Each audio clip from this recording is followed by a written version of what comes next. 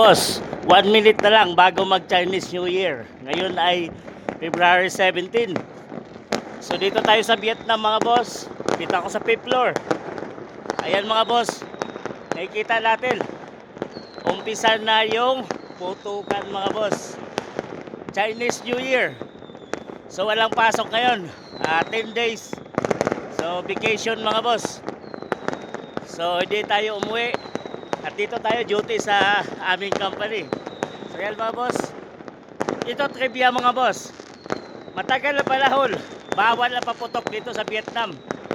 So ngayon, nakikita natin na parang ano na, sumusunod na sila sa culture ng mga ibang bansa mga boss. So nakita natin, pakita natin mga boss. Happy Chinese New Year 2026 everyone. Ito na. Alas 12 na mga boss. So, yan. So, yan. Grabe. Wow.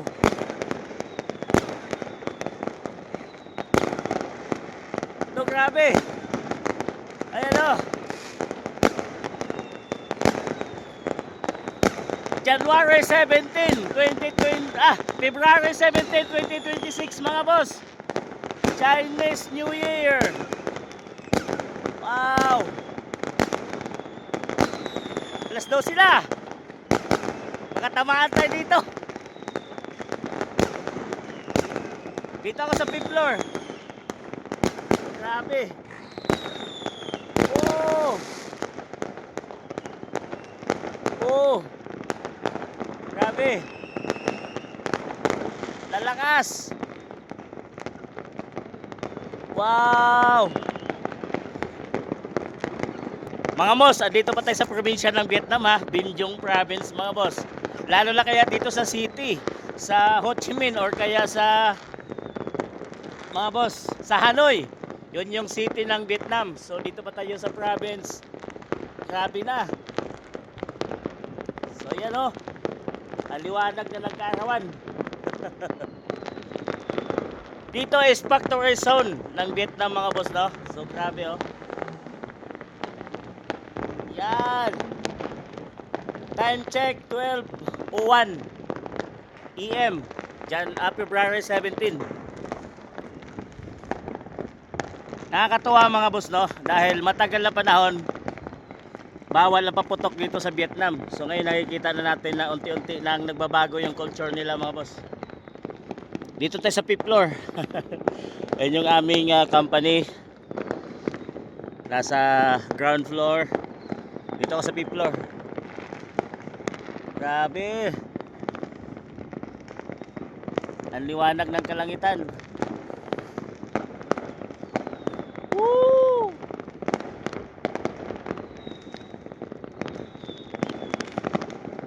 Tuloy natin yung culture ng mga Vietnamese mga boss So mayroon silang Vietnamese, Taiwanese or mga Buddhist countries mga boss. Isa lang yung kanilang Chinese New Year. So yun ay sinasabing Lunar New Year kung hindi ako nagkakamali. Every year nag-iiba-iba siya ng date. So hindi pare-pareho. So nag-iiba-iba din ng month. Nasa January at saka February lang yan. So marang ganun lang. So di ko alam kung paano nila ginagawa yon or may sinusunod silang pamahiin. Pero di guys sa ating mga Roman Catholic na bansa is steady January 1. Matik yun. Yun ang ating New Year talaga. So umpisa ng bagong taon. Pero dito sa Buddhist country at Chinese iba yung kanilang New Year. So dito ako sa Vietnam mga boss. So wala kaming pasok dahil umuwi yung mga worker umuwi sa kanilang mga bahay to celebrate.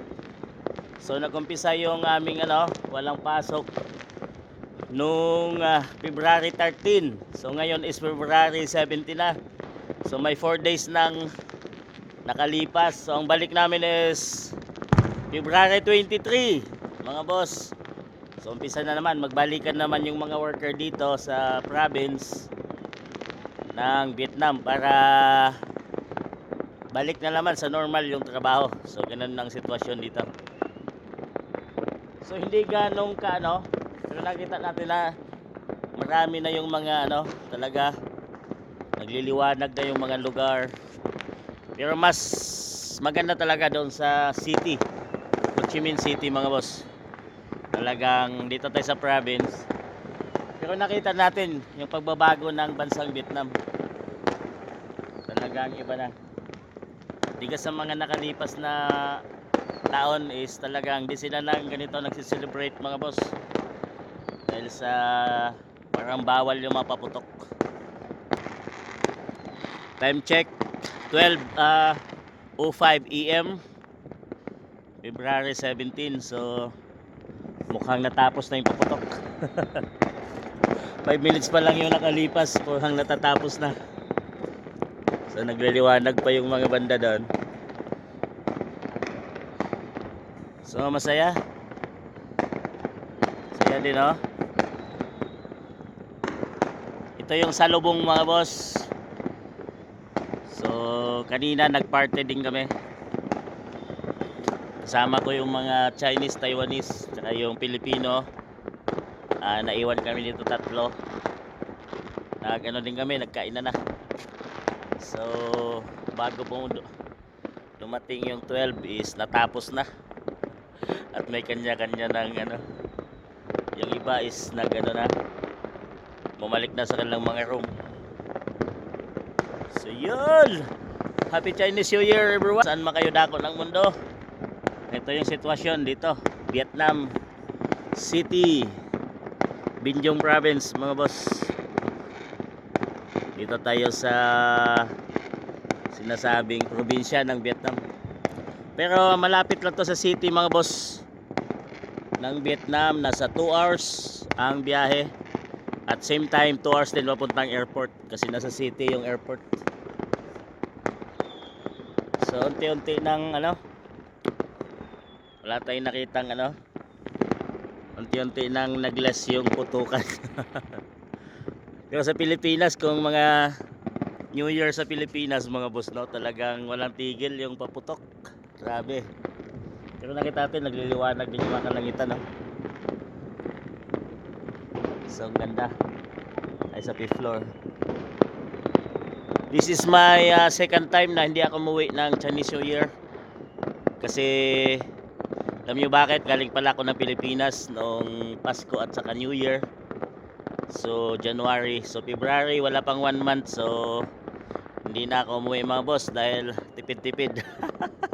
Tipid-tipid, mahal din yung ano, gastos pag umuwi ka ng Pilipinas. Pero may kasamahan ko ng mga Pilipino at saka may ibang lahi, Taiwanese, Chinese, Malaysia, nag-uwian na. So noong ano pa, February 13. So may 4 days lang nakalipas. So babalik din sila next Monday para umpisa naman ng pasukan. Kayod na naman mga buong taon mga boss. So kayo, anong situation? Usually hindi natin sineselebrate masyado yung ano, no, sa Pilipinas yung Chinese New Year dahil mostly ay mga Roman Catholic. Ang nagsiselebrate nito ay mga Buddhist country mga boss, yung sinasamba nilang Buddha. So ayan, mukhang natapos na pero mayroon pa rin, pero di na gaanon kadami ng ano. May narinig akong kayo sa Pilipinas na yung mga motor na binubuksan nagpapaingay. So may narinig din ako, parang isa din yung pamahiin nila, pampaswerte mga boss. So happy New Year everyone. Hanggang dito na lang. Nag-inom pa kami dun sa baba, umakyat lang ako para ipakita sa inyo kung paano mag-celebrate ang Vietnam ng kanilang Chinese New Year.